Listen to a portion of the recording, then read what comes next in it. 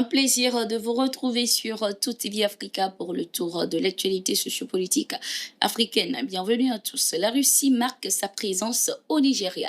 Les deux pays renforcent leur coopération militaire. Ce 5 mars 2025, le vice-ministre de la Défense de la Russie, le général d'armée Younous-Bek Elkorov, effectuait une visite officielle au Nigeria. Il a rencontré le chef d'état-major des armées nigérianes, le général Christopher Moussa, avant de s'entretenir avec son homologue nigérien Mohamed Badaro Aboubakar. Les discussions ont principalement porté sur le renforcement de la coopération militaire entre les deux nations.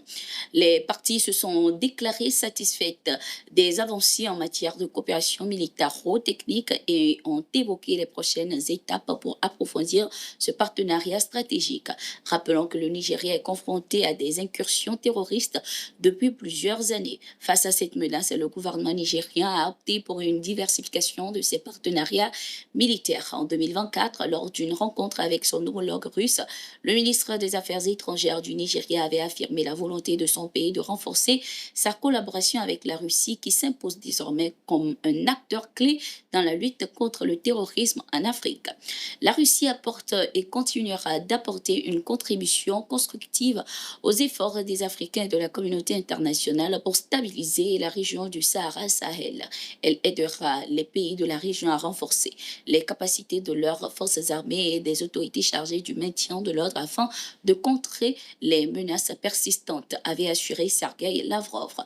Par ailleurs, la France, dont l'influence sur le continent africain s'érode, se tourne également vers le Nigeria, avec qui elle prévoit de signer des accords militaires dans un avenir proche.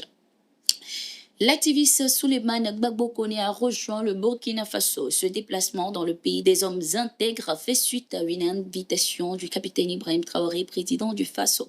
Cette décision intervient quelques jours après la libération de l'activiste par les autorités françaises.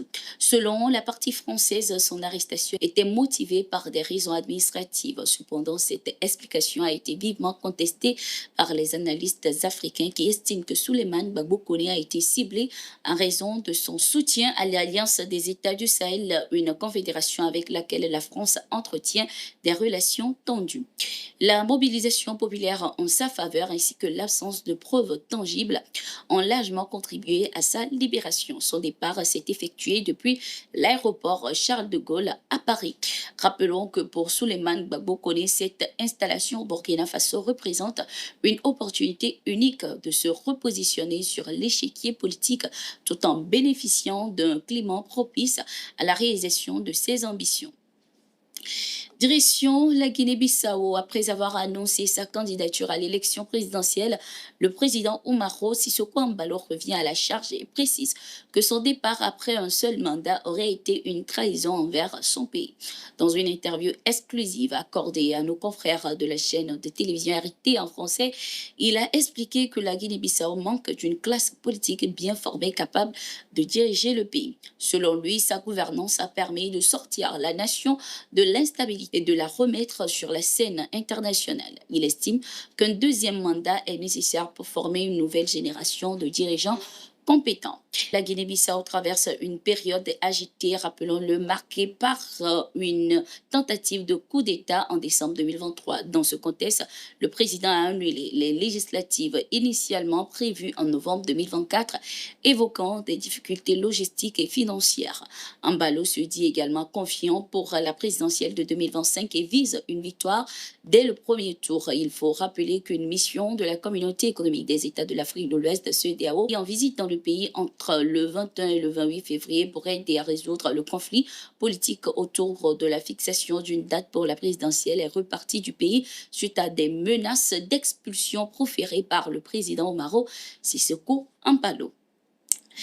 L'Angola a annoncé qu'il entamera des discussions avec les rebelles du M23 afin d'aboutir à des négociations directes avec le gouvernement de la République démocratique du Congo. Cette initiative de médiation a été décidée à l'issue d'une rencontre entre le président angolais Joao Lourenço et son homologue congolais Félix Tshisekedi à Luanda. Jusqu'ici, Kinshasa refusait catégoriquement tout dialogue avec le M23 qualifié de groupe terroriste. Cependant, sous l'impulsion de l'Angola, médiateur des désigné de l'Union africaine. Des discussions pourraient s'ouvrir dans les prochains jours. La porte-parole de la présidence congolaise, Tina Salama, a réagi prudemment, indiquant que la République démocratique du Congo attendait la mise en œuvre concrète de cette médiation. Le conflit entre l'armée congolaise et le M23 soutenu par des troupes rwandaises, selon des experts de l'ONU, a plongé l'Est de la République démocratique du Congo dans une crise humanitaire majeure avec des milliers de morts et des déplacements massifs des populations. La SADC prévoit un sommet extraordinaire pour discuter de la situation sécuritaire. Ce revirement diplomatique de Kinshasa pourrait-il aboutir à une escalade? L'histoire récente des tentatives de médiation laisse planer le doute, mais l'initiative angolaise marque un tournant dans cette crise régionale à haut risque. Derrière chaque soldat tombé pour la patrie, une famille brisée tente de se reconstruire. Conscient de cet enjeu, le Burkina Faso a ouvert le 11 mars 2025 à Ouagadougou une conférence nationale dédiée à la prise en charge et à l'autonomisation des veuves et orphelins des forces combattantes. Pendant 3 jours, experts, autorités et familles en deuil réfléchissent à des solutions concrètes pour offrir un avenir digne à ces ayants droit. Organisé par l'Agence de soutien aux veuves, orphelins et victimes de guerre, cette initiative, placée sous la présidence du capitaine Ibrahim Traoré, vise à renforcer la résilience et l'insertion socio-économique de ces familles.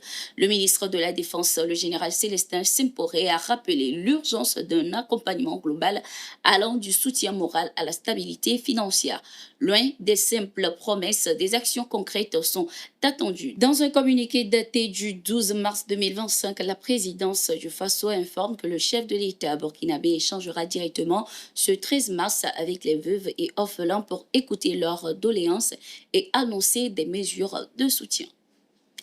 C'était tout pour cette édition. Merci d'être resté avec nous. Nous sommes en continu sur nos différentes plateformes et sur notre site d'information, le www.toafrica.com.